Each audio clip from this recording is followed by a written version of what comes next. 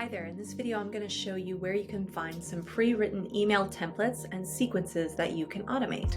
From your dashboard, go to your projects page and open up any project. Scroll down to the external email section and click Compose Email. Here you'll find sequences. Go ahead and click that. You'll be prompted to pick a contact. And you may or may not have some sequences already saved here for your business.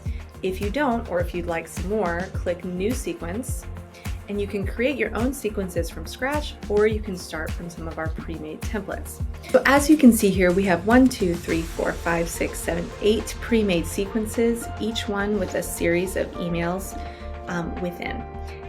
If you'd like to take a look at these, you can hit Preview and check the content of all of the emails.